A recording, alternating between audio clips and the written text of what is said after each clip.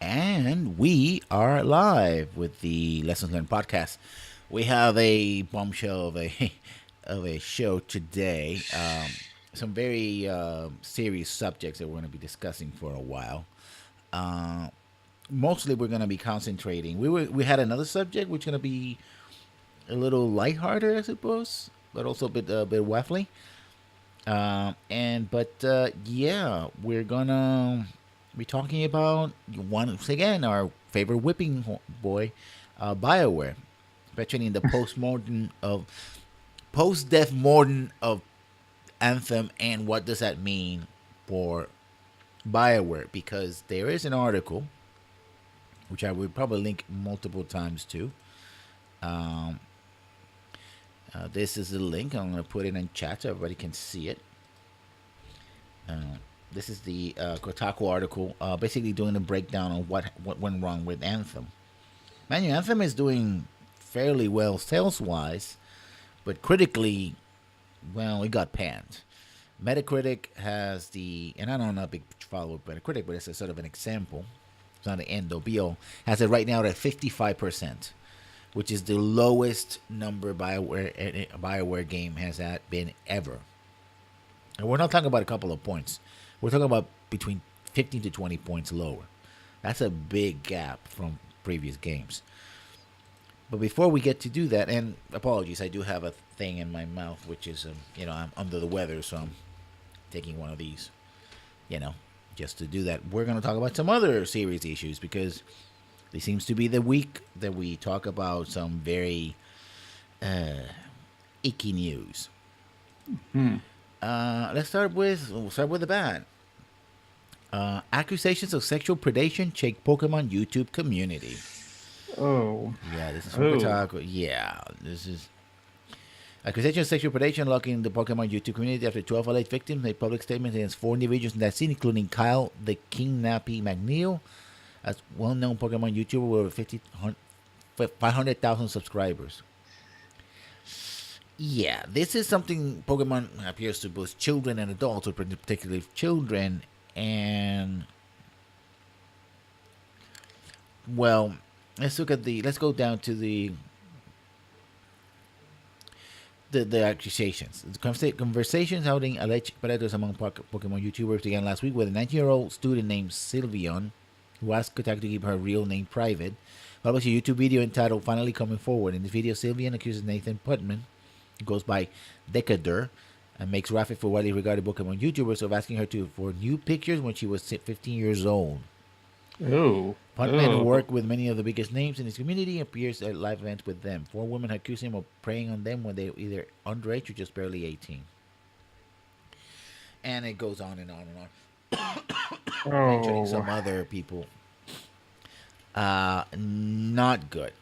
Yeah. Especially right now with YouTube being hypersensitive with its child porn accusations or something, and or in terms of toxic comments that where their kind of videos are getting monetized, even taken down because they suspect that it might lead people who share an interest in child pornography kind of talking back and forth to each other in like codes or something. Yeah.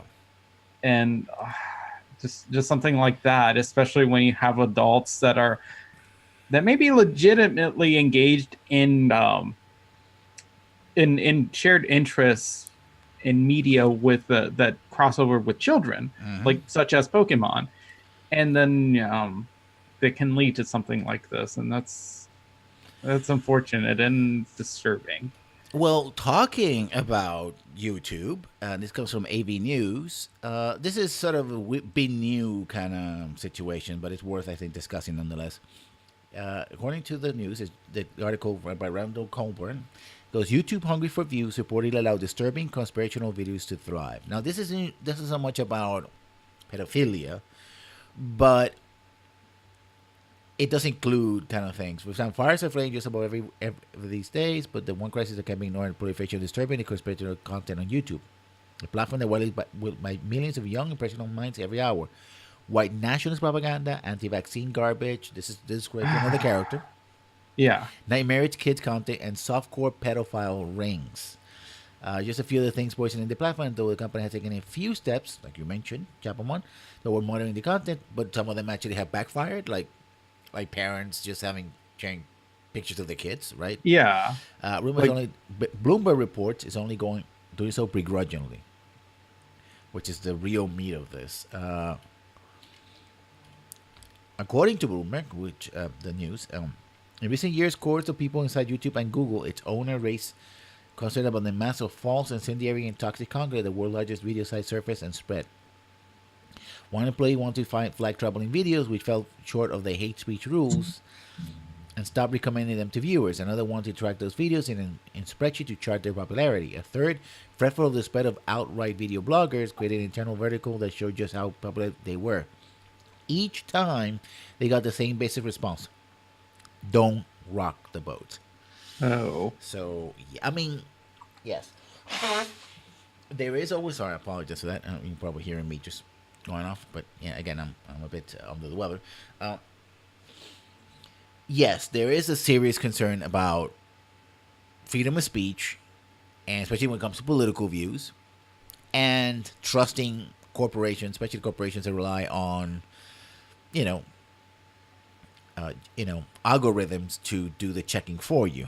And also with the recent passage of Article 13 in the European Union, which we talked about last week, and, well, things are getting more and more complicated. Yeah. But a lot of the stuff, just like we talked about Valve and we talked about other online services, a lot of the stuff could have been avoided if proper care had been taken on earlier on or early enough. This should never have gotten this bad. But now that we're here, fixing it by the very nature of the service seems nigh impossible without just messing it up. Yeah, that does kind of make me uneasy, especially as someone who I'd really I wouldn't call my content shock value or anything, but like just someone who wants to be open and honest about like sexual stuff. It's like, it kind of makes me slightly uneasy. It's like, oh, are they going to look at my content and be like, yeah, your content's not welcome here, even though it still falls within community guidelines and stuff. And by the way, LGBTQ videos have been targeted in the past, and blanket, like dozens, hundreds of them have removed because they're not parent friendly, or just demonetized just because they mention something LGBT about them or their tags and stuff. It's unfortunate. It's like it discourages discussion too, like legitimate discussion. And I think that's kind of horrible for a platform, because then it stifles the discussion, and then it stifles innovation about what we talk about, what we discuss. Yeah. In fact, another quote: "Yet in the past, YouTube actively dissuaded staff from being proactive. Lawyers verbally advised employees not assigned to handle moderation to avoid searching for questionable videos, like viral lies about Supreme Court Justice Ruth Bader Ginsburg, according to one former executive upset by the practice." Executives. We're talking about people in charge not liking what the company is doing. Not simply talking about they're talking about employees and executives. Well, executives are also employees, right? The person said the directive was never put in writing, but the message was clear. If YouTube knew these videos existed, its legal grounding grew thinner. Federal law shields YouTube and other tech giants from liability on content sites, yet companies risk losing their protection law if they take too active an editorial role. So if people do their job, more or less, they lose the very protections that allow them to do this?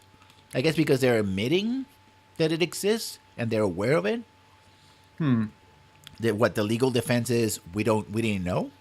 Yeah. And we couldn't do anything about it until it was brought into our attention. But if we actively engage in not censoring, but monitoring and filtering, we are admitting that it is there, and therefore that's a very convoluted that's the only legal reasoning I can come up with, I guess. And I guess that's maybe it's sort of a defense of like the automation on it. It's like, oh, well, we tried putting these automated systems, but if it gets through our systems and we didn't know about it, then unless somebody tells us about it, but we can't be proactive because that would mean that we are either actively censoring or we're aware of these things and allow them to happen. I guess that's the legal reasoning again, and I'm confused about it. I guess I will have to lead the federal regulations about it and the decisions on them. But talking about people getting the axe, in a way, Variety reports that some references to Minecraft creator Notch removed from game. That's Minecraft, by the way. Splash text reference to Minecraft creator Marcus Notch Pearson were removed from Minecraft in the most recent update as spotted by Eurogamer. The main menu of Minecraft is splash text crunching, which you see a little side in the main menu like, oh, do this, do that, and they're pretty much fun. So who are these people, characters? No. They're when you're in the menu in Minecraft, you get a little messages on the corner, and many of them were referenced to or quotes from Notch, the creator of Minecraft. Okay, I thought so. Messages were referenced as a creator, such as made by Notch or the work of Notch. They has been removed by Microsoft, who now owns Minecraft, and gave Notch $1 billion plus for the property. Why? Well, again, goes back to this whole outright thing going on. Notch has, in the last couple of years, since quote unquote retiring from game design, he has basically expressed some very pointed views, including support for the movement and other things mostly on Twitter. And he has over 3.7 million followers. And I guess somebody in Microsoft said, we don't want anything to do with this. This is a game primarily focused on kids, and we don't want to be seen supporting this even obliquely. So, for example, No wrote some transphobic tweets earlier this month saying that trans women aren't women and just feel that they are, comparing this to a mental illness. Which has also been used with other members of the LGBTQ community before, and still deployed. That you're not really who you think you are; you're just a sick little boy, girl, whatever. Right? It's like, yeah. Not to double down on this sentiment by tweeting more of those who disagree with his opinion. No. And sorry to put you through this, Chapamon. The direct quote: "You're absolutely evil if you want to encourage delusion." Tweeted as late as March 11 of this year. What happened to not stigmatizing mental illness? So that's a double whammy right there. Not only are you sick because of trying to be who you are, well, I'm also using mental illness, real mental illness, to cover my butt over this. I'm gonna stop reading because. Yeah. So this keeps going. We keep finding ourselves in this discussion of like how much can you separate the author from the work, the artist from the art. It's honestly, I think it seems like the less you know about artists, the better. It's starting to feel that way now. It's like, yeah, but the thing is, I think the reason why it's so become because in the past, if you created something, unless somebody went out and interviewed you. Yeah, or you could get into trouble, right? Or maybe you were doing the circuit and you were doing interviews or whatever. It's like, oh, you said something stupid. But with social media and somebody who apparently is living in their mansion bored out of their mind and probably drunk, they can just spout whatever they believe in, which could be anything, by the way. You're free to say whatever you want within the guidelines of the particular platform. Yeah. But that also means that companies don't want to be associated with some views. Yeah, and I guess that's like the only, back in the day, like the only time you could ever really interact with an artist is if you met them in person at like an event or a book signing or like an art gallery, or were like pen pals if like the artist had like a PO box or something and encourage writing fan letters and stuff, and maybe you might even get one back. But even the early days with like, say, the internet, that you might have fan pages and you might have email, but like even then you probably didn't discuss all that, but you didn't interact with people as much. Yeah. And Not nowadays when you're always connected. and I think also it's the fact that when you had letter, you have somebody who was rich enough and famous enough to they would probably hire somebody to just go through their mail, or if they were a TV star, the station would take care of it. If they were a movie star, the studio might take care of it, or they may have one or more people that would do. So there was a filter there, right? But the other stuff is just unfiltered. This is somebody going to like, I just want to say this, and and I Yeah. say it, right? And especially when now that you have this sort of social media, social influence, engagement thing going on, well, if you have millions of followers, you're famous enough. People have millions of followers. You're spreading your ideas and sharing them with millions of people who, even a small percentage of them, say 100,000 of them decide to, you know, you know, repeat them, then it just multiplies, right? And it comes to a situation where companies, by the way, we said before, companies are not necessarily your friends. They don't care anything but their bottom line. Will say, well, being associated with this is not a good idea for a bottom line. So what can we do? Well, we can't completely erase him, to give him $1 billion, but we can take some notices, maybe, right? So it's a partial erasure, a partial cancellation of Notch. And in some of these splash screens, they also give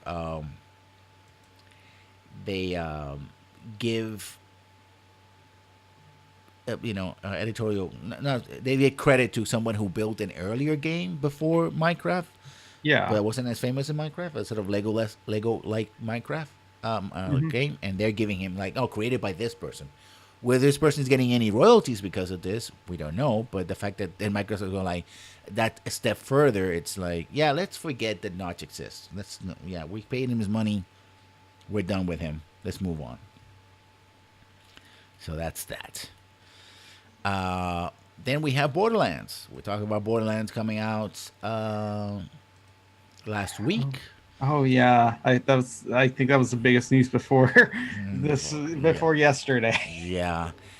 And of course, Randy Pitchford does not disappoint. In not in a good way. First of all, it's going to be an Epic Store exclusive when it comes out in Mm. September for at least its PC What release. was that officially announced, or is that just something we're kind of gleaming from his previous No, comments? this is Official. President David Smiler said in the press release.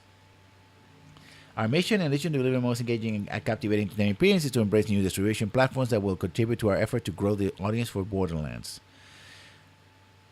He didn't Mm. elaborate how Epic it was going to grow the audience, but Epic seems to be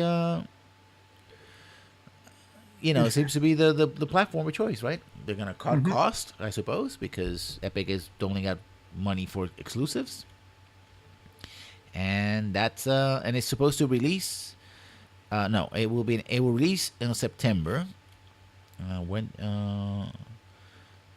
2019, I believe, and it will have an exclusive for a year up to April 2020. So less Mm. than a year, I guess, but still, yeah. Yeah.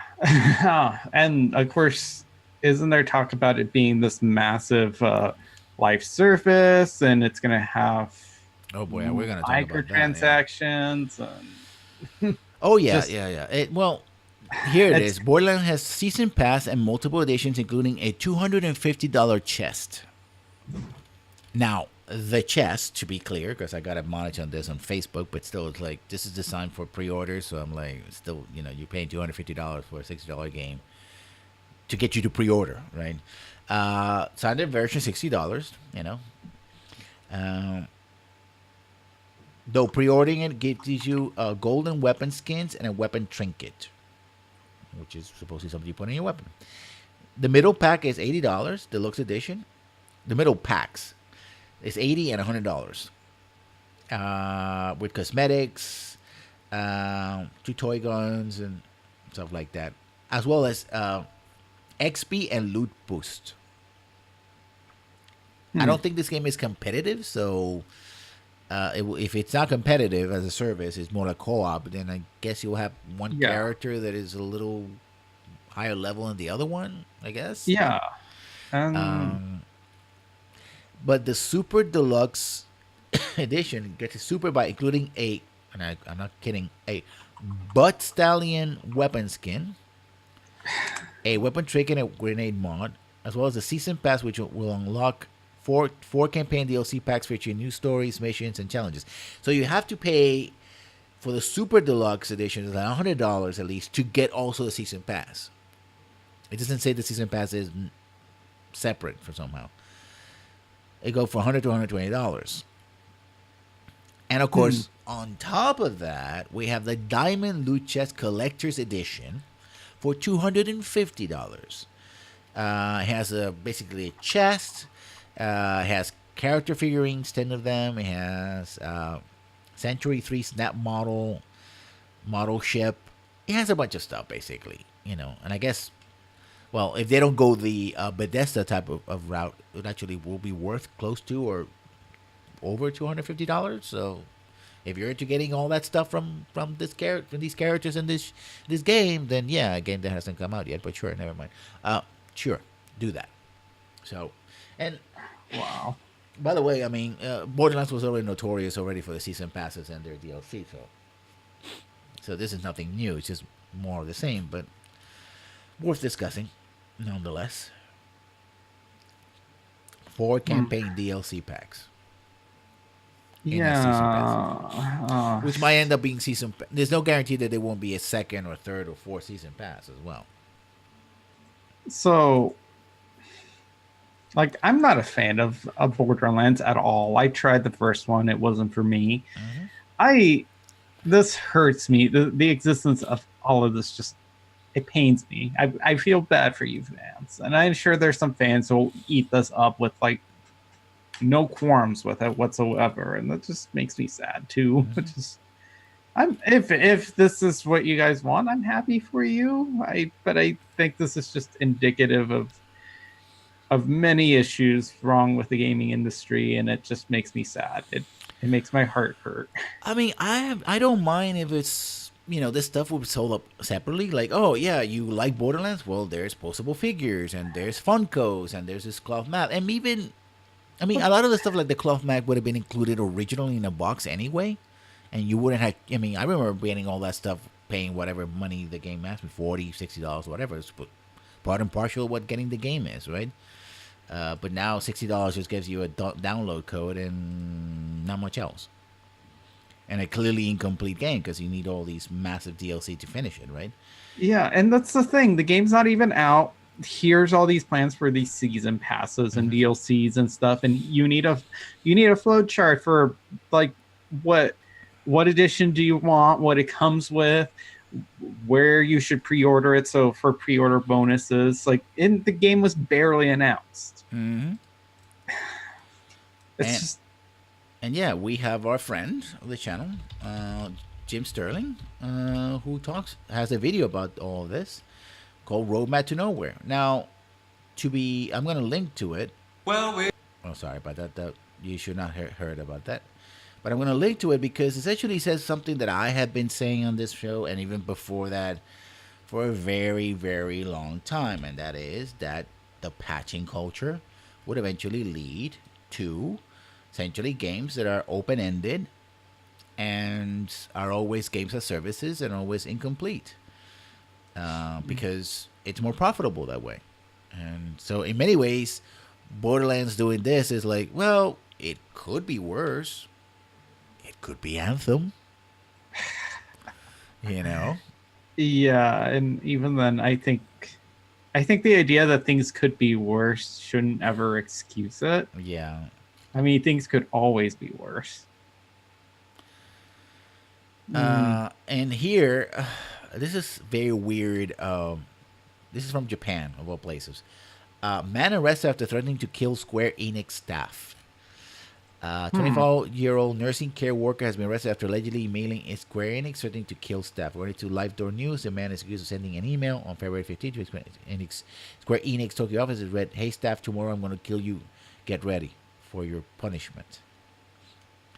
The last part of the threat is Kubi Aratokeyo, which means "go wash your neck." This expression has its roots in ritualistic samurai suicide after samurai would disembowel themselves. The Kaishakakunin, which is a second, translated also as second, would slice the head of his head here, where washing one's negative effect to raise the ultimate punishments. Also, by the way, in that area, collecting heads as proof of killing your enemies was a thing. So one of the reasons why you had a second was that if you had to commit suicide, your second would safeguard your head so it wouldn't fall into enemy hands and be a trophy. So yeah. The cost experience to brief of security. Man finally arrested on March 29. He has confessed spending over 200,000 yen, $1,795 on the game, and I didn't get in the in-game item I wanted, so I sent the email out of revenge. Repeat that. That's over 200,000 yen, or nearly $1,800, spent on which game? He doesn't say the game that he's talking about, but I suspect it's something with Final Fantasy 14, probably. Oh, because it's the only that one that has I loot know. boxes. Yeah, it has a lot of stuff. It's a MMO, by the way. Yeah. The website sounds like money was spent on a virtual. No. Sorry. As website Hamusoku points out, sounds like the money was spent on a virtual gacha, which is akin to a loot box. Gacha items are the video game equivalent of capsule toys called gacha in Japanese. So it doesn't actually mention which game it is, but clearly it's from Square Enix. Maybe it's like a regional game that we don't have, because gacha things. Really, like, I would assume that this is I would hope that this is a gacha machine that would give you equipment or something equipable or cosmetic items instead of, say, literally a digital gacha machine that gives you a digital figure. That's you got a digital figure, and it could be a phone game situation where you just part of the game is just buying stuff and loot. Yes, for clarification, we're not condoning anyone, no matter how angry they are, to send death threats or try to even carry out any death threats to anyone. I mean, that's just wrong, and will probably land you in jail. And if everything goes as far as unlucky as possible, you might end up injuring somebody and then going to jail. So the worse it gets, the more number of victims increases. But here's the thing, industry. These two things are not. They don't cancel each other out. Okay, just bear with me. Okay, someone's addictions should not be exploited.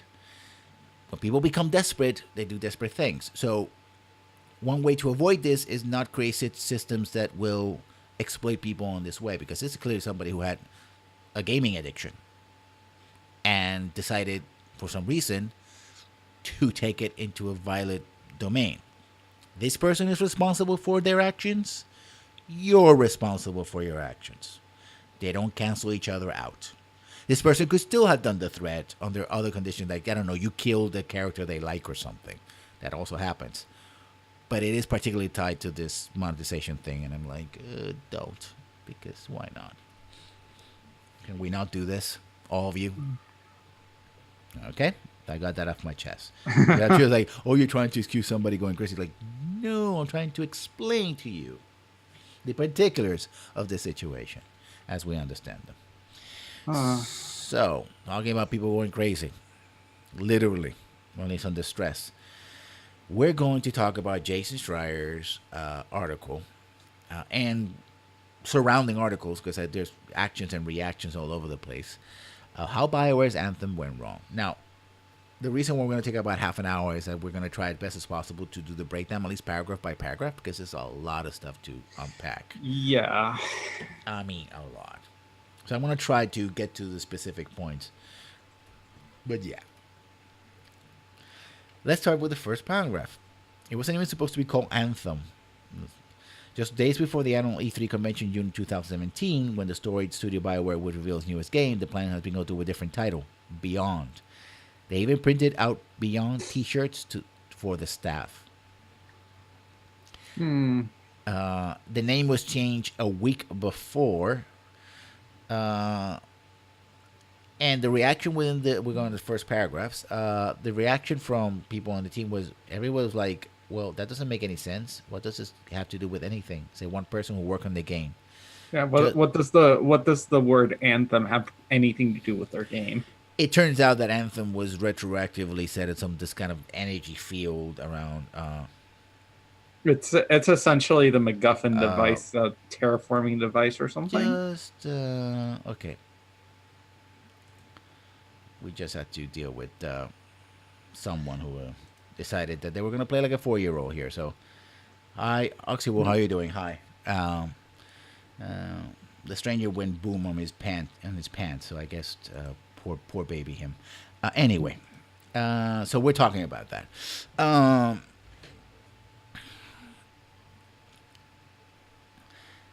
And this is just the first example of a lot of problems that apparently Anthem had. Starting with the fact that, and this is several paragraphs of this. Oh, and this makes it clear.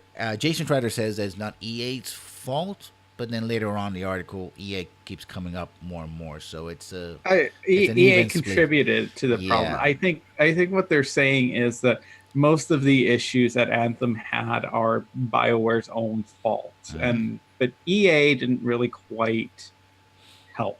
Yeah. Another paragraph. When Anthem launched in February 2000, it was panned by fans and critics. We already talked about this. Today, it has a 55 on review aggregation site Metacritic, BioWare's lowest score since the company was founded in 1995. Now, again, you got to be careful. This is Metacritic. It's an aggregator.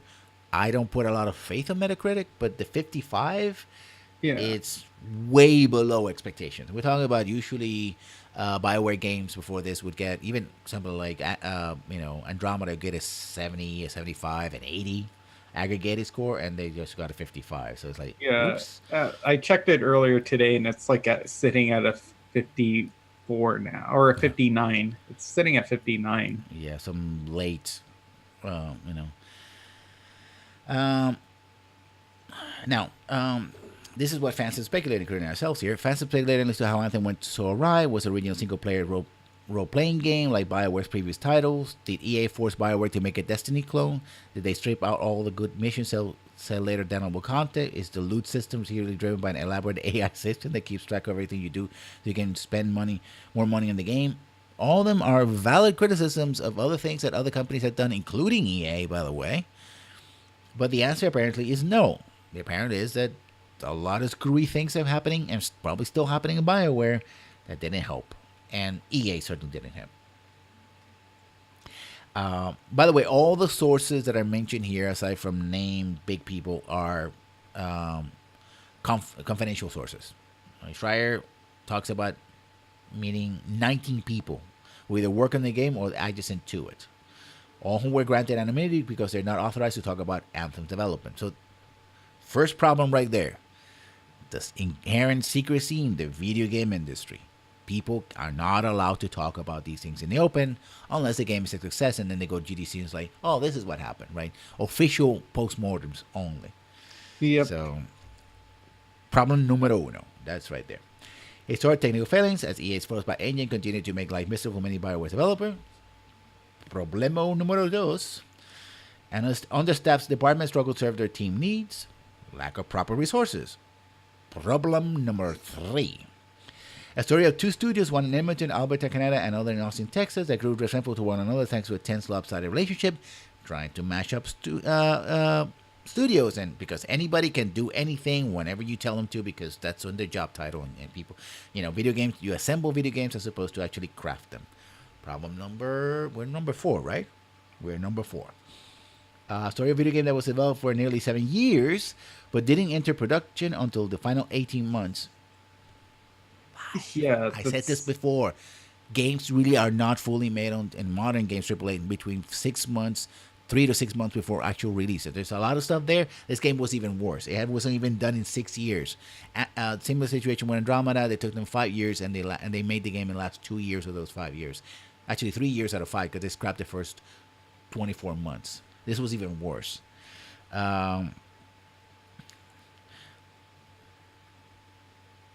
Perhaps more alarming stories about a studio in crisis. Dozens of developers, many of the decade-long veterans, have left BioWare for the past few years. problem number 6. We're up to 6, where we cannot keep our employees because the video game industry basically burns their people, their designers to the ground within 2 years. So average lifespan of a game developer is 2 years, the same as Yeah. a quarter, as a lineman in the NFL. So this is how it's described. Many say they or their coworkers have to take stress leave, a doctor's mandated period of weeks or even months worth of vacation for their mental health. So in order to work for Bioware, to make a game like this, you had to take stress leave in order to be so effective. Yeah. You're not even there, but you have to because it's your mental health. You gotta do the thing, right? Ooh, jeez.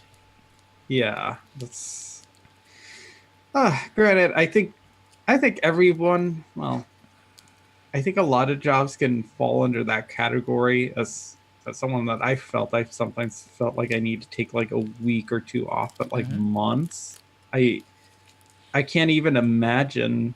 Maybe this might be a thing with like them being Canadian, or might be part of their mandated government healthcare system thing that like, oh, if the doctor says you need to take months off away from work, then you could do that and you get paid for it.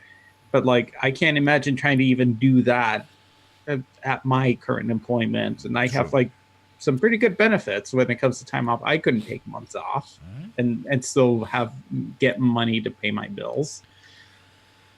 That would just add to my stress even more if I wasn't working. Yeah. One of them says, another quote, actually cannot count the amount of stress casualties, not stress casualties, losses, we had on Mass Effect Andromeda or Anthem. So it's not just simply Anthem, it's other games as well. Then a third form of a stress casualty at Bioware means someone has such mental breakdown from the stress they're just gone for 1 or 3 months. Some come back, some don't. There's a comment below where we're going to get to it. Among those who work on Bioware, there's a belief that something drastic needs to change. And this is very interesting, and I think that's something you probably agree with. Many of the company now grumble that the success of 2014's Dragon Age Inquisition was one of the worst things that could happen to them. Yeah. So, yeah, honestly, Inquisition, when it came out, it was all right. Like, I don't think it was as great as everyone was saying it was. And I certainly don't think it did like gangbusters, but it was all right. But as someone who's currently replaying it now, late 2014, so almost 5 years, it hasn't aged well. There's so many problems that as a completed product are still there from day one, and it's so indicative of a lot of issues that I was pretty sure that I saw when I played Andromeda. And if I were to ever pick up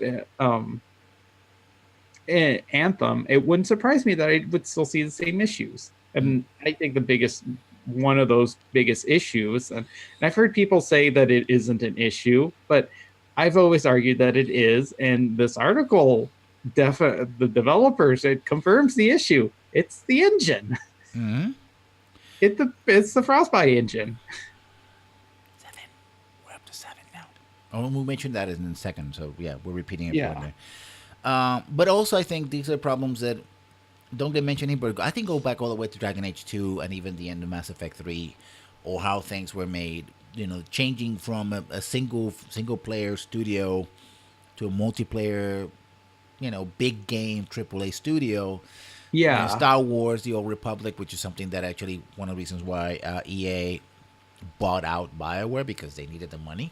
And of course, I would say the early days of not as games as live services, but games as a service, which that was like sort of the buzzword at the time, where like we're going to support it with patches and DLC and season passes and stuff, just to try to keep up engagement without making the game like totally online. And the problem is described here, and this is really number 7. And this is where when I read this one, like, what the F? Within the studio, there's a term called Bioware Magic.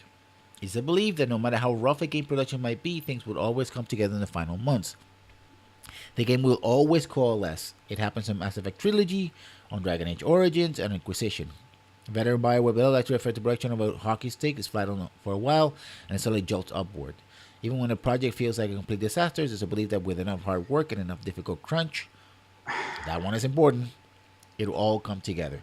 So as long as you beat the drums and you row your boat, you'll always get to your destination. No. So this is like high school college mentality. And honestly, I think this is just a holdover from that. It's something that people haven't outgrown. And I think to some extent, even in other lines of work, everyone still kind of has this mentality that oh, the essays due, I have a week to do an essay on Jane Eyre or something. I haven't even read the book, and it's like, oh, I'm gonna wait till like an hour before the night before the report is due, and I'm gonna write it up, and because I work great under pressure, and it's gonna be fantastic. I'm gonna get an A. Well, more than that, I think it's sort of that, again, we talked about this before, and this article, warning, if you heard this before from us, it's because we talked about this before so many times. It just crystallizes in this article. Yeah, and it keeps happening. Essentially, the article is like, we told you so. Yeah, it's the idea of the garage coder and the bedroom programmer, right? Because I worked very, very hard on this game back in the day, and I was able to hash it out. Or maybe now in college, if you're in design college, something like that, doing the work in the last minute. I managed to do that. I had to do crunch to get it done, but I got it done. I succeeded. So it's a matter of doing more of the same. And now it's become not only a business practice within a company like Bioware, it's also become an institutionalized across the industry. If you work hard, even though you have stress casualties, the word casualty is usually used for wars. People who are wounded or killed in war, and they're using this word seriously. And I'm not gonna belittle them for that. That's the term they use, and I'm gonna respect that term. But if people believe somebody is a casualty, that's something very serious, boys and girls. Very serious indeed. The game originally was called Dylan. The goal was to get away from traditional sci-fi and fantasy, so the game would feel distinct from Mass Effect and Dragon Age. We're not going to head ourselves by saying that ended up being more like Destiny, even though they were not supposed to talk about Destiny. It was supposed to be Iron Man meets a NASA, kind of an Iron Man situation because of all of the power armor, but a more realistic NASA sort of way. There's some pictures about it which look pretty cool. Now here's where I'm sorry about this. They had a concept, but it says start to crystallize, but it never actually did, and that's one of the first problems. Pre-production never really ended until like the last second, right? We talk about how to pre-production, production, post-production, how to use movie techniques, sort of thing. One of the problems Anthem had is that it never went out of pre-production. People were constantly pushing new ideas and stuff like that. They wanted something new, but they didn't know what they really wanted. And without a clear vision from the start, it's almost impossible to be successful, to be truly successful. Because here's the thing, you're going to have to make changes and cuts along the way. And you may end up with something that was completely different from what you started. But it's one thing to evolve or develop what you have. And another one is like, oh, this is a cool idea. But this is also a cool idea. Yeah. And that's a cool idea. And that's all. And we're going to go back to the old idea. Oh, maybe not. Like the flying things. Like they put it in, they took it out, they put it in, it was like, Jesus. Yeah. You know what this sounds like to me? This sounds like an episode, like some sort of like PBS episode, or I'm thinking of like a show like Arthur from PBS's Arthur, or like Doug, Nickelodeon's Doug. Like this is an episode where like, oh hey, we got this big idea for this project, and all the friends get together. They start throwing ideas, and they're like, oh, let's put this in, and let's put this in, let's put this in, with like no real direction, and then they end up losing sight of what their goal was, and then they they end up failing, and then they kind of learn like, oh, you know what, we might need to say no to some ideas and scale down and keep our focus and have like some direction. And that's exactly what this feels like. Like, this is something you should have learned when you were a child, or like at least like a teenager. Yeah, but it also means that, and there were a lot of staff changes, by the way, Yeah. partly because of burned out, so that doesn't help. People coming in and out, and other studios being merged and And whatnot. I assume especially like a lot of, well, I don't think the fresh blood is going to be in charge of the project. No, no. And the thing is, this was happening not only in Anthem, it was also happening simultaneously with Andromeda. This is Andromeda, but worse. Because that's what happened in Andromeda. They had, oh, we're going to make 70%. And they had a more clear idea in Andromeda, and they had to throw it out. Here's like, we have a couple ideas, but we keep discussing them and descriptions of having meeting after meeting after meeting. And people are like, but nobody decides anything. Nobody says, okay, we're going to do this. You know, when you're making a project, and the more complex the project is, in my experience, the simpler the underlying idea has to be. So they serve as a backbone to what you want to do. Otherwise, you got nothing. And that's what happened here. And, you know, prototypes going all the way back to 2014. It also explained, and there's an explanation later, why even last year E3, they only showed they showed like very basic, you know, art, and maybe that one mission, because they didn't have, they started making the game after that E3. It was over as online, envisioned as an online multiplayer game, which Bioware, outside of Austin Bioware, doesn't have a lot of experience with, and their experiences with more narrative-driven MMO anyway. Which, yeah. And actually, what's funny too is just reading that they they did have ideas for like RPG stuff, like skill trees and whatnot, and that was eventually cut. Something they couldn't implement in time. And I think that's just indicative of just far, how far Bioware has fallen, especially when it comes to creating RPGs in general.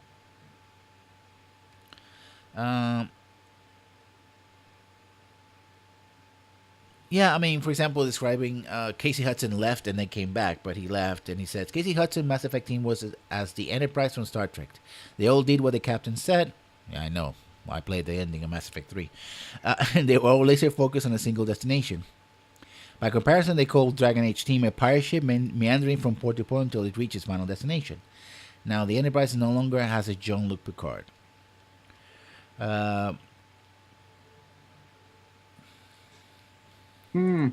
So that statement just kind of makes me think, like, for probably it's a dislike that Casey Hudson and to the same extent Mac Walters got for the Mass Effect 3 ending. I mean, I guess the man was good at his job. Oh yeah, true. Yeah, I mean, it's especially if like it essentially kind of fell apart when he left. Yeah, and I think what happened with Casey Hudson was that he got to the level of, and now he's president of Bioware, so yikes. But he got to a level where, his reach exceeded his grasp, and his ambition. Because part of what I think what happened with Mass Effect was that his ambition, when you go the interviews that he's given, you can start seeing some of the problems there. He has a slight problem of the Molyneux effect, where he talks up a good game. But when you play the games, they always feel a little, and increasingly across the games, just like what happened with Fable, but less so until, the drop off at 3, at the end of 3, they feel like they never really able to fully realize what Casey Hudson would say. Yeah. Go back and watch any interviews going all the way to, I think, 2004, 2003 when he's doing E3, and he talked a good game, right? All of a sudden, oh yeah, we're going to have this, we're going to have that, and then it's like, the game comes out and it's not necessarily a bad game. Mass Effect wasn't a bad game, although it had some problems, especially mechanical problems. But it clearly wasn't up to what he was selling it up. And instead of saying, okay, fine, Mass Effect 2 is going to come out, I'm going to rein in a little bit my statements. he went further and further and further. And I was like, okay, a little bit of the Molyneux effect, which doesn't help any of that, which is problem number 8. Well, it's going on my fingers here. Running out of fingers. By the way, about Post-Anthem team recall hearing those colleagues talk about how much better they had than the people who were stuck on Mass Effect Andromeda. Oh boy, apparently not. Japan was going through serious struggles thanks to technical challenges and significant directional changes. And here's the first mention of EA. EA had these teams' health reports. Anthem morale was among the highest in all of EA. It was really good for quite a while. Everybody saw there was so much potential in those early prototypes. Potential was always a word there. Again, reach exceeding grasp. The ballooning effect. We've seen it with many projects, even with indie projects, where people, they overpromise and then they can't deliver. The Molyneux effect, not only publicly but also internally as well. And why a lot of this stuff couldn't work? Well, you already mentioned this. Frostbite. Problem. I guess we'll count it as problem number 9. So, like I mentioned, there's so many issues, and it kind of goes into it. Like, it seems that the biggest reason why EA is trying to push Frostbite throughout all its studios, it saves money because they don't have to pay for licensing because they own it, and supposedly it'll save time because if everyone in the studio, in their entire tree and their entire hierarchy is using the same engine, like, if they can focus on having like one tech support community when it comes to the engine to service all their studios.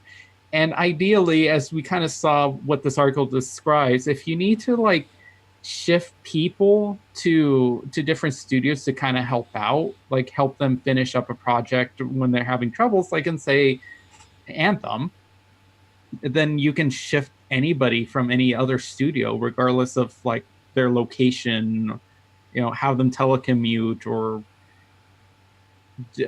again, just like transfer them temporarily to a different part of the world and not have to worry whether they know how to use another engine like say Unity or Unreal. Yep.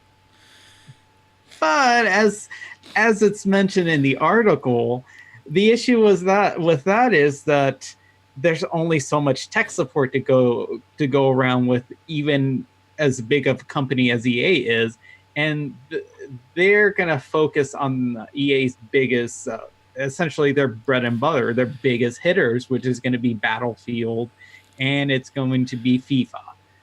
And everyone else can wait to receive help. And also, by the way, the Frostbite engine was designed for games like Battlefield, like it's an FPS engine. It doesn't have the tools to really create other types of games, and those problems already surfaced on Anthem and also on Inquisition. Yeah, and the biggest thing that I noticed while playing Inquisition is just the inventory system. The inventory system just chugs. Every time I go into a store, it takes about 30 seconds for the store items, for the menus to pull up and say, oh, this is what the store has. Here are all the items that are in the store. It 30 seconds for it to load a list of objects. It takes just as long whenever I want to access my inventory to list my items. Oh, that party chest thing that I think wasn't there when it launched, but they added it in later. If you have like more than like 20 items, it will take like 30 seconds for it to pull up everything. It is painful. It is painful to just wait there just to access. I noticed that, but when you're doing the upgrades to characters and you go from one character to the other, it's like, oh, that was an Xbox 360. No, even on the PC, we go like, and you're scrolling along, and it's like, it take 30 seconds because you have to like wait for it to load the character model, like pull up the character model, render it, load it there, and let you access like its abilities. And I guess I would assume that it also have to pull up like, oh, hey, let's see like it's almost feels like it's going step by step. Let's see, your character is at this level and it has like this many skill points, and then you put your skill points here, here, and here, and here, and here, and okay, here you go, and let me render the image, and there you go. Now you can, oh, and here's the number of unused skill points that you have.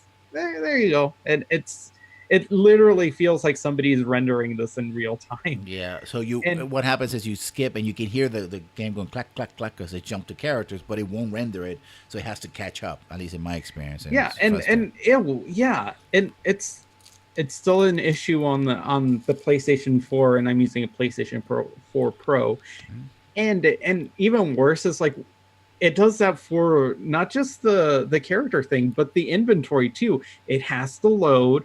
You have to wait until it pulls up the character. You have to wait for it to pull up the character's equipment, and then like to before you even change. And even if you switch between the two character options and the inventory, you still have to wait in between to have it reload the character models again, even though it just clearly pulled up the character models Mm-hmm. and should have it like cached in there in the memory, and it doesn't.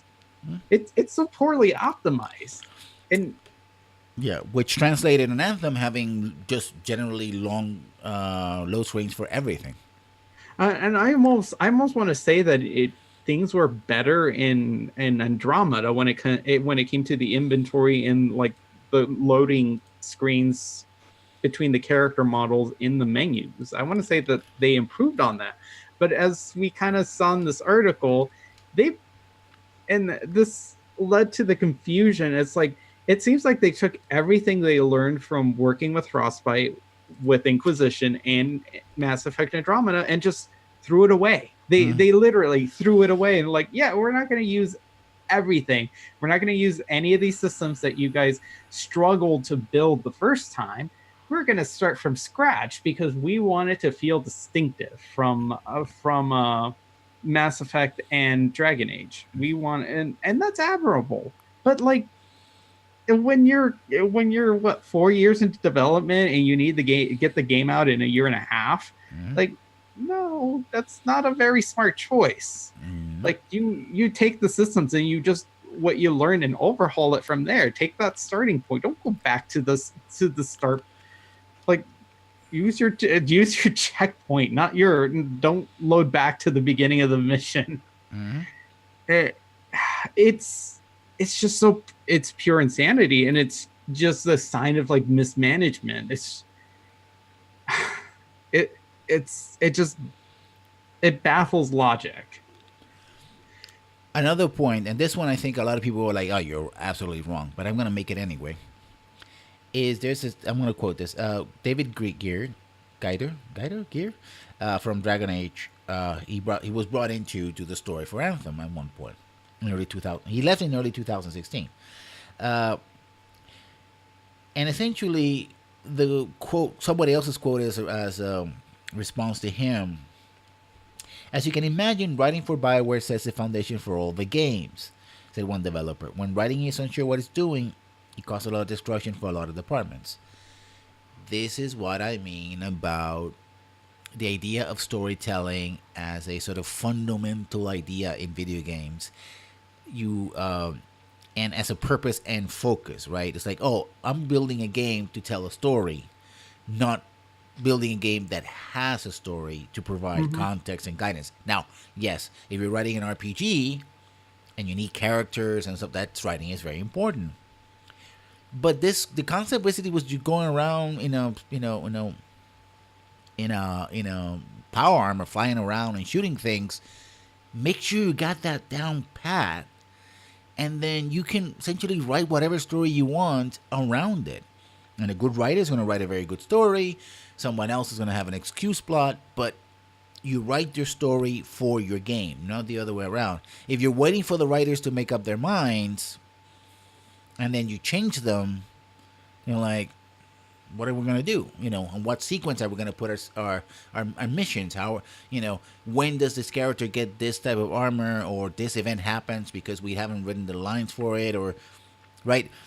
You have to make sure that your bases are there and you go from there. Again, lack of focus And in this case, I think the wrong focus altogether, right? I think this comes from directly from storytelling, the storytelling ideology, which is, many times I've said this before, is well-meaning, but as we see in Anthem and many other examples, it's just wrong. And there were people noticed this too when the game launched. The article points out the fact that because one of the things that they essentially one of the mandates they got from leadership is following Andromeda is this game has to be unmemeable. So we don't want to face this embarrassment again that when it came to Mass Effect Andromeda's facial animations. So they did a lot of performance capture. Now the thing is, they wrote a bunch of lines for the performances to capture, and then of course afterwards they would change story elements and sequences, and then they because performance capturing is expensive and stuff, they didn't have time, they didn't have the money, but they especially did not have the time to go back and essentially have them reperform performances to match up with whatever they changed. And yeah, there's one of the thing that the article points out is the fact that like one of the lines says, "Oh yeah, they mentioned that they found you because of your like somebody's javelins got destroyed and they followed the smoke." But that line doesn't make sense in the game because that didn't actually happen in the game.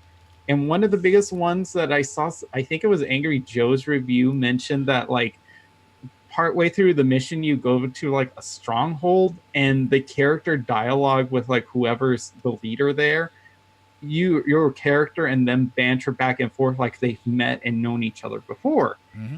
And you're kind of like, who is this person? Post game, however, there's a mission, there's like a post campaign mission to the same stronghold and stuff, where there's a dialogue. That's the first time you've actually, your character was supposed to meet this character the first time, and the dialogue's there post campaign when you're already interactive with us. Hi, I'm so and so. Welcome to my stronghold. I see that you're attacking. It's like, wow. Didn't we just meet like 5 hours ago and we talked and Yeah, didn't we meet days ago and I already attacked you? Why are we talking like this is the first time we've met? Yeah, I mean, and that's what I mean. It's like, for example, there's examples of the story calling for multiple cities. It's like, well, that's what the story is calling for. Does your game require multiple cities? Right? Or does it, for example, require a central hub and then smaller hubs, local hubs? And you build the story, you build the lore, you build the characters. But like, okay, this game already has a central hub because it's a multiplayer game, and we need players to be in a central area so they can get together and do missions. Writers, what's the name of the central hub? Why are the players here in game? How do they meet each other? That's your job. Give me context. Give me direction. Right? The Ludo imperative, the game imperative, should drive other decisions. But if you're waiting for the writers to decide whether or not they should have multiple cities, and you're like, okay, now we're gonna build this map. No, wait a minute, no. That's too much. Okay, well, we're gonna go back to the one city. But do we take stuff from this other city and put it in the city that we? Yes, no, maybe we crunch them in. It's like hybrid. It doesn't work. It just doesn't work. Or it has worked before, brute forcing it, and it doesn't work when you jump into something completely different. I mean, there's like Inquisition has a bunch of stuff like a third of the way. My biggest criticism in Inquisition, ironically, is that it's too big. You're like Andromeda. There's like a third of the way of the game. You're like, I should just be done with this. All this stuff is it's cool. It's cool backstory. That elven item in that tomb with that character. Okay, fine, that's cool. But I don't have to do that. That has nothing to do with what I'm doing. I already done what I'm supposed to do. I should just finish the game and let it be, right? Yeah, I'm like, I've been doing a lot of like the on offline thing, and I'm a compulsive player, and I'm like a completionist. So even if I don't really have to do a lot of the things, I go I kind of naturally end up going through them, even if they're grindy. And I'm using in-game exploits and stuff to kind of make it easier for me to make equipment and dupe a bunch of stuff. So I'm exploiting stuff to save myself time. And I think a lot of between my streaming and I don't think I've streamed all that much of I kind of just stream like main story plot stuff. I don't Uh-huh. stream side quests. But I think I'm up to like almost like 140 hours into this game, just Yeah. playing it with all the DLC and stuff. And I'm at like the last DLC, which I'm probably gonna try to start today to get the game done this week. Because I kind of like, okay, I'm enjoying some replaying it a bit, but I'm like, I want to be over with now and just play something else. Yeah, and again, this is I made a video on my YouTube channel, YouTube Lessons One. You can check it out. It's called Bioware. Being Bioware means never saying you're sorry. Uh, Here's another example of mismanagement. You come to manage saying, look, we're seeing the same problems on Inquisition and Andromeda, where design wasn't figuring things out. Generally, really late in the project, and the core of the game isn't defined. And the response was that they'd be quite dismissive about it. Like everybody was doing their own thing, and people were like, "Yeah, you're having the same problems over here. We're co-developing this. Can we not do that, please?" Like, never mind, because Bioware, we know what we're doing, right? And of course, the idea of management being blind to their own pitfalls is that they said it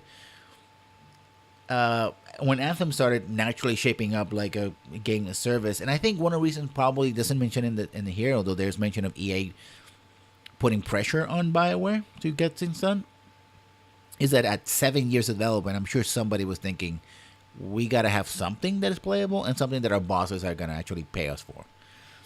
So I think they started just saying, okay, games as service, live services. This is what EA wants. We gotta make it work. And so it started becoming more looter shooter like the Division of Destiny. And when instead, nobody in BioWare could talk about Destiny. Yeah. Even though Destiny also had a troubled development, and one of the problems that Destiny had was that it the first time, about the first year, didn't really have a story to go with the gameplay. But of course, Destiny did have a solid core gameplay loop and a mental manipulation therein, but still it was there. So people who wanted to just play the game had a solid game to play. Up to 25 million of them. But here it's like, well, look, there's this other company, Bungie, who is making this game and they're having these problems and but they're successful and they managed to fix them. Should we do something about it? No, we're gonna make our game comparable to Diablo 3. Was a preferred reference point. It's like Diablo 3? Yeah. Like Okay. sure, boss. That's what you want. Okay. And when I start getting stuff like this, like, am I gonna get a pink slip next month, or am I gonna get my paycheck? Because I and there's talk about demos and delay things. Oh, and then we actually get to Patrick Sutherland, which we talked about before, and how he got a Christmas demo, and he said, "Oh, I didn't like it, but I like the flying stuff. I want more flying stuff." It's like, yeah, that's the one system they couldn't really get to work because apparently they put it in, they take it out like so many times, apparently countless times. Because what people don't realize is that movement. A lot of video games are about perspective. It's not so much what you see, but what you don't see. Because the less you can see, the less you can reach, the less it has to be modeled any one time. That's why earlier games didn't have jump buttons. Like, oh, you put a jump button on Inquisition. There was never a jump button in Origin and in Dragon Age 2, particularly Dragon Age 2, because you could hide a lot of stuff if you didn't have the character jumping over rocks, right? And looking down, right? But you had an Inquisition. You put jetpacks and stuff like, oh, that mountain over there, that's... How high are we going to make this mountain so it becomes a barrier to the players? How far are we going to have a draw distance? That's important. Because, again, the farther the draw distance, the more you're asking of the system. And in case of consoles, which are closed systems, they might not be able to do it. So, Oh, and he also insisted that it had to look pretty, Yep. which always is Gotta a look thing. Yeah, look pretty. graphically fidel and that entire thing. It's But like, oh, but they got it graphics matter. working. Yeah. What else? Yeah. What the public didn't know was that even Anthem was still in pre-production. Progress has been so to that the demo that's after demo that the vice president of the EA had seen and played. It was still in pre-production. We talked about this before, as early as 2017. After E3, that's when we really like, okay, this is the game we're gonna make. So in other words, the vice president of EA had to come down and say, okay, a gameplay feature, looter Mm-hmm. shooter with flying jump jet thing. Make it happen. Make it so, Yep. right? Maybe Make Jean-Luc it so. Picard. Like, oh, now we Make it know so. what game we're gonna make. Jesus mother fucking Christ! Remember that article from a former EA Bioware employee that said, "Oh no, EA never Yeah, never. intervenes. We always give our ideas to EA, and they always give a nice clap back and go like, yeah, go ahead, do that. That's great. That's Yeah, great." it's I think it was right after the Mass Effect Andromeda, debacle. yeah, Was like, oh no, everyone likes to blame our parent company EA, but they give us enough rope for us to hang ourselves with, I believe is pretty much the quote. yeah. Um, I think this article kind of proves that true, they do give you enough rope, but they also seem to kind of kick the chair from under you too. It's like, sure, they didn't put the noose around, like, it seems like Bioware, put the rope, EA handed them the rope. BioWare, hung the rope out, put it around their necks, and stood on the chair. But it seems like that EA kind of just stands there and does nothing, or maybe even less kind of like pushes the chair out from underneath them. I think actually what happened was that BioWare. This seems to be more like BioWare couldn't get anybody to kick the chair, so they jump out of the chair, and the last second was like, okay, when you're not dead yet, okay, and they just put the chair back like slightly, like the corner was like, okay, looter shooter, flying mechanics, just get it done. Just make it happen. And like, but we just let it die. It's like, oh, no. You're gonna make us a game because we pay you millions upon millions of dollars to make a game. You're not gonna make us a game. Besides live services, you can fix it later. Don't worry about it. Yeah. Although the article says that they didn't feel like that's what they wanted to do, and they didn't feel like that's what they released, but in the end, it kind of feels like that's exactly what they did. Mm-hmm. And if you go to Jim Sterling's channel, you're like live services. One of the things that the roadmaps for future development. It's like, oh boy. Yeah, here's our early access plan roadmap. That's essentially what roadmaps are. Yeah. There's also we talked about this before. I said a lot about Dragon Age 2 and with also Anthem as well. That until very recently, hardcore Bioware fans used to refer to studios various teams using derogatory tiers. There's the A team, the B team, and the C team. Well, there was a C team that was Montreal. They're not there anymore. A team was Edmonton. B team is Austin, Texas. What fans might not have realized that was even within Bioware, some of the people thought the same way. Anthem is a game you get from a studio that is at war with itself. Edmonton, understandably, was the perspective of where the original Bioware. Anybody not part of the brand is lesser and does not garner the same level of trust as people who are in Edmonton office. I think there's a little bit of an issue there. You need everybody to come in, especially at the last moment, to save your game. But these are the lesser people that are gonna. Wow, whoa, yeah, And honestly, I can kind of relate to this because, when in my own work, there's kind of like we have two points of operation, and it feels like one is lesser than the other. Mm-hmm. Like it's so like I work at the A team, and the other locations definitely the B team. And I always feel like there's resentment there, but at the same time, I can't really do much about it. I can try to minimize it as best I can and be open to criticism and stuff. But at the same time, a lot of that's like out of my control. It's like, well, what do you want me to do about that? I mean, I try to be nice and try to do concessions, but I can't speak for everyone else that's above me that does the same thing. And that might just be a cultural issue. You can say that you're one family and one organization, all you like, but I think at the end of the day, action speaks louder than words. Pretty much, yeah. And the division, where in fact people say that Bioware doesn't have the experience to do multiplayer games, but they have the old Republic. But it happens to be that was a studio from Texas, Austin, Texas, Mm-hmm. the secondary Bioware, the B team, and we'll also talk about this about handing over Andromeda to the C team, right? And a lot of criticism that came out of that. So it seems that's something that kept going. Uh, that the A team wouldn't listen to the stuff from the B team. Like, hey, Yeah.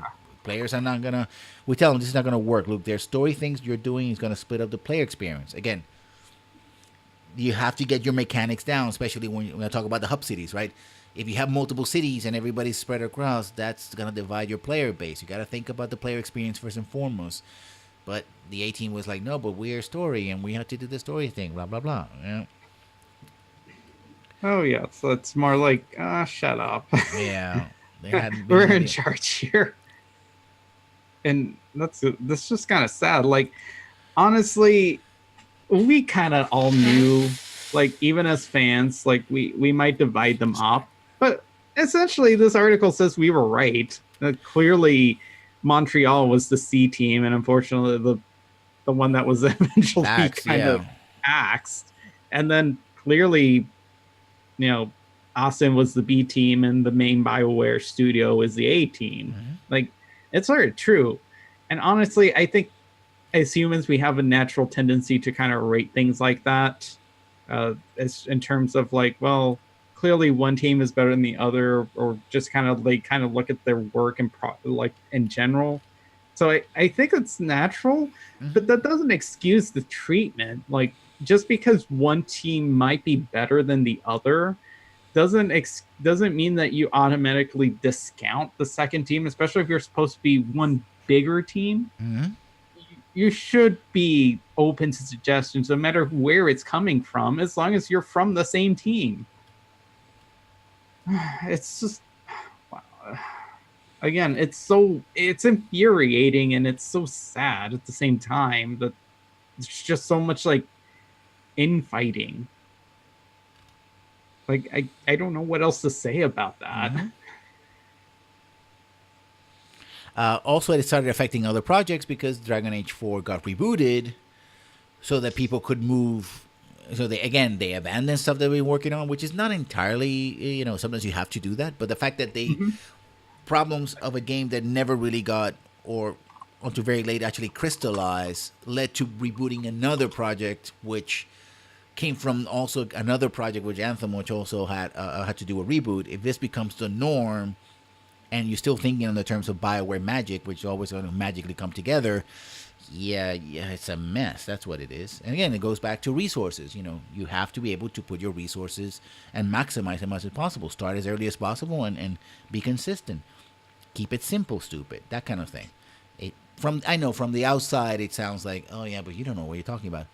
Well, okay, I don't know what I'm talking about, but then you end up with results like this with people from the inside. I mean, let's say that about 80% of what's been said here is true. That's 80% too much, too many, right? And too much of a confirmation of what we already know. Even if 50% of what the stuff is here is true, it's 50% more than should have been true, right? Yes. Uh, and 6 months, yeah, with more problems. You talked about making the game unmemeable, so that must have been a hell of a pressure on them people. Not just the fact that like don't fuck up, don't fuck up in a way that people who deliberately want to make memes about your game will not be able to do so. How the hell you do that? Yeah. Other than make such a bland game, then the only meme is you know, a gray My or a face, black spot saying "Here my lies face is Anthem" or "Here's or my Anthem meme number 55." Right? Wow, no, what? my face is tired. Yeah, my face is tired. Uh, the crunch continue. Of course, we talked about a lot about crunch. Uh, you know, and basically they just the pressure to put a live service on and all that comes with it, especially microtransactions, which people say it doesn't affect the game design. Yeah, it does. and especially when you don't even know what your gameplay is going to be about, really. So, uh, problems with audio drops and sluggish loading screens.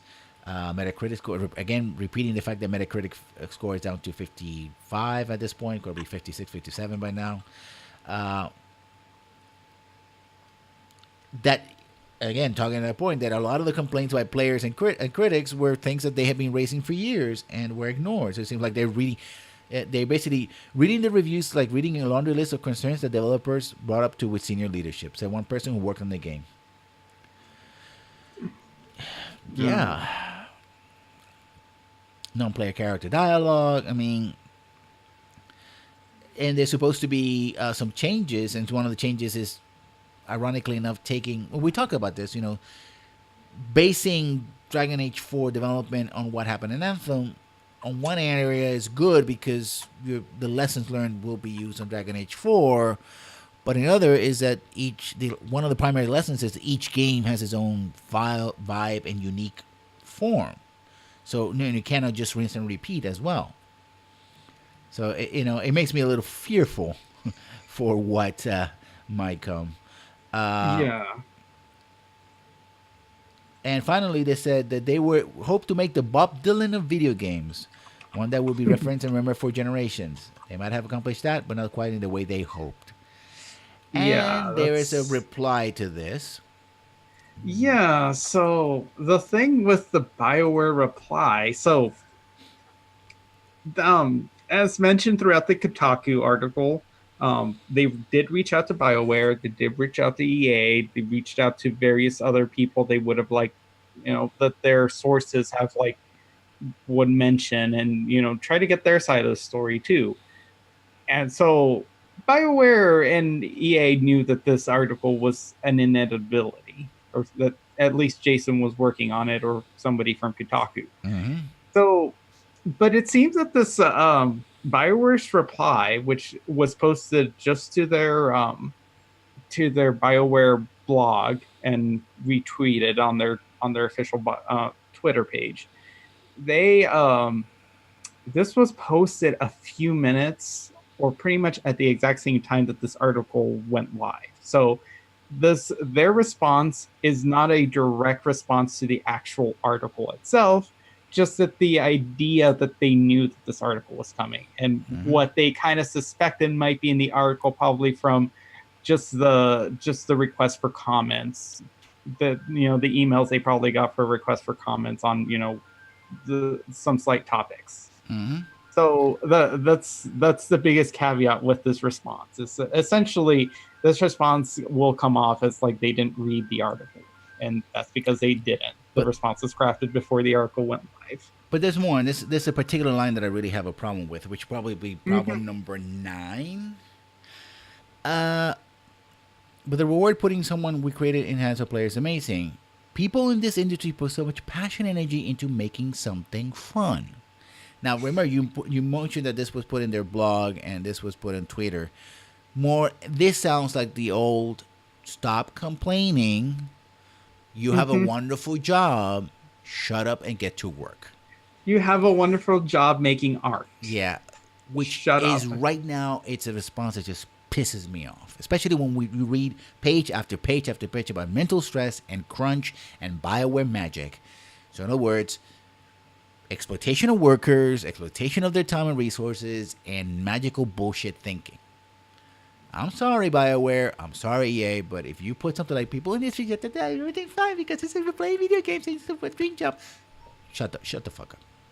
I'm sorry. Just don't do this. So I responded to their Twitter of them linking to this article.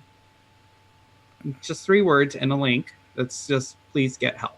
And a link to honestly, it was meant to be kind of a joke, but honestly, like a serious joke. Like I like a link. I probably should included also a link to mental health resources, but I linked to a domestic violence resource because this is like Stockholm syndrome. Yeah.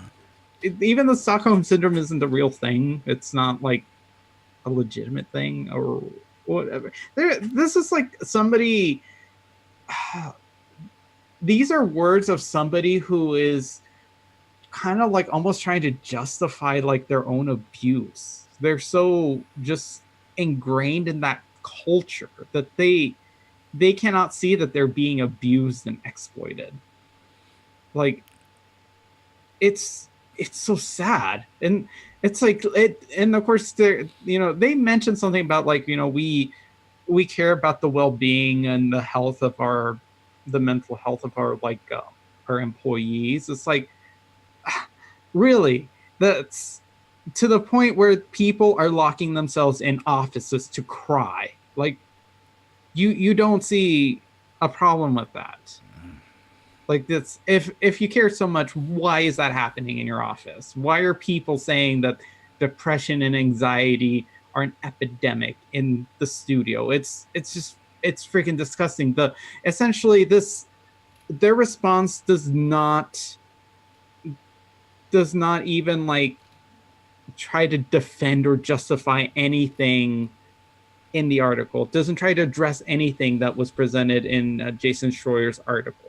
It's just that like, hey, we make video game. We take criticism seriously and stuff, but we think like this article is slanderous or not even slanderous. It's like it's just bringing people down and stuff, and we don't particularly care for that. Like Don't mention we the problems because the mentioning of the problem is worse than the yeah, actual problem. like we'll take criticism from players, but not like for like in terms of gaming and stuff and how to make the games more fun. But And you it's like don't because your response is don't make this game memeable without yes, understanding why those memes occurred, right? yeah, Why the game was memeable in the first place, so you like know?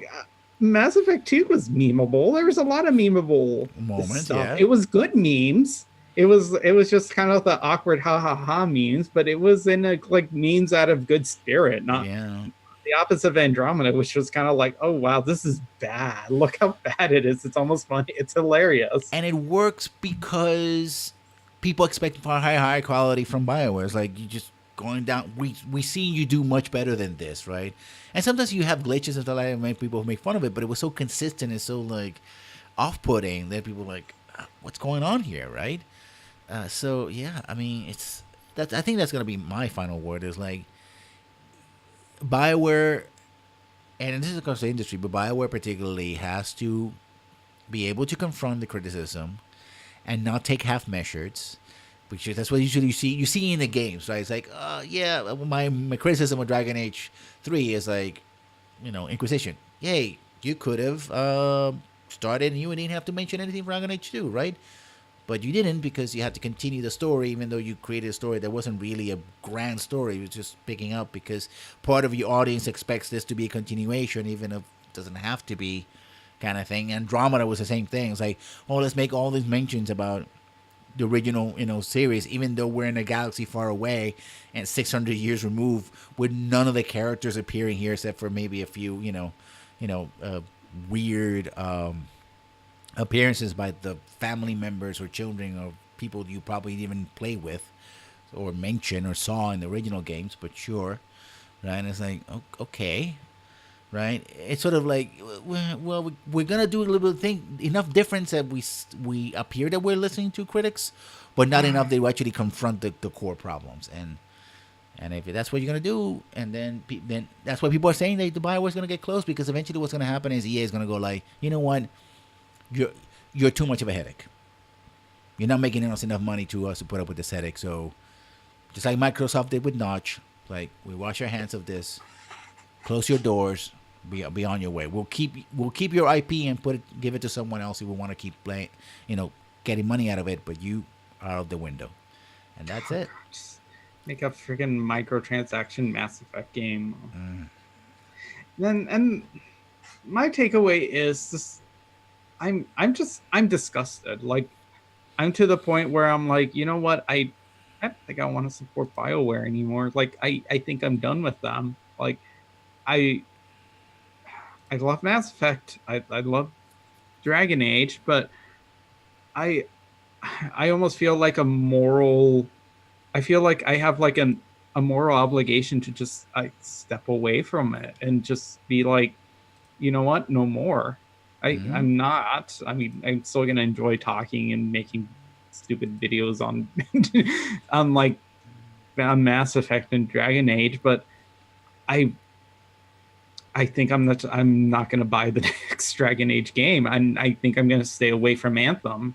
Like it feels like such a toxic product that I don't think I can ethically support it in any way. Yeah. And I think I might have to also just I boycotting is one thing or another. I think I'm just gonna not engage with EA products anymore. I mean, I've already bought like EA stuff that I haven't touched because I have a large backlog. Even a lot of the stuff that I bought like physical, I ended up intentionally going to not Amazon, eBay because I wanted to buy it secondhand and not give my money to EA. And I think in general I need to stay away from EA now because I don't think I can support I can't support BioWare for just the way that they're running their company. And given everything that EA does outrageously and just the fact that they put studios through this kind of crap, I can't support that anymore. And I can't with good conscience support it anymore in any kind of way. Again, I guess I should probably at least get my money's worth by playing the games myself. Maybe not even like I'm probably gonna finish up Dragon Age Inquisition and probably. I was thinking of maybe my next game being like Titanfall 2 or something, but I think I'm just gonna play that offline and just kind of enjoy it to myself and not try to shine a light on it, even if it is a good game. It's published by EA. And that's to the point where I am. This article just makes me disgusted and just depressed that it's coming down to this. And I'm not making a call to action or anything that's saying that you have to, like boycott EA games or like, oh, how dare you play an EA game? No, this is more of a personal thing for me, and I think that's what it's just going to end up coming to. It's just I'm not going to buy any more EA products or support them or give them my money. And maybe I might even want to say like maybe I shouldn't even give them any more attention. But unfortunately, they're kind of like a big leader in the video game industry, so they're kind of hard to ignore. Yeah, we will be talking about them in the future. That's for sure, whether we want to or not. Yeah, that's my takeaway from it. And honestly, like wow, jokes aside, like those poor developers get help. Like if you're going through depression and anxiety, like get help. If your workplace is that toxic, like I know it's easier said than done, but get out. Like just get out. Like find help. There's resources, and I would like to hope that Canada is probably better than the United States when it comes to resources and helping their citizens. Like I hope that's the case. Get help, please. No one should ever subject themselves to that. Like you posted the link to Manveer Hair. Like he pretty much made comments, and I know some people he's seen as kind of controversial. Whether we agree or not, no one deserves to have to work in such a toxic environment and have to put up with that. The fear, the anxiety, the depression. Get help, get out. Yeah. So with that, I think we're going to leave it. So, Chapelmon, where can we find you on the interwebs? You can find me at Chapelmon pretty much anywhere. I am Chapelmon _ on Twitch and Twitter, but I primarily hang out on YouTube. Just search Chapelmon. I might later today start streaming the last of Inquisition, which is this article honestly is going to put a lot of new light on Inquisition. I'm going to start the Trespasser DLC hopefully today or tomorrow. I'm hoping today, and I'm hoping to be kind of finished with Inquisition this week, especially given this article. It's like, let's just wash my hands of this. And of course, you can find me here at Lessons Learned 1 channel. I'm playing not an EA game. I'm playing Sega's Yakuza Kiwami and getting my butt kicked because I need to buy, restoration potions and I haven't bought them yet. So, of course, The drugstore. yeah, The drugstore. Go to the drugstore. yeah, gotta go to drugstore before I get my ass kicked again. But I'm having fun. It's a lot of cutscenes though. But hey, sure, it's fun nonetheless. And of course, you can find the replays of this here and of course on the Lessons Learned channel on YouTube. So thank you everybody for coming, and as always, we'll see you when we see you. Bye bye everybody. Bye.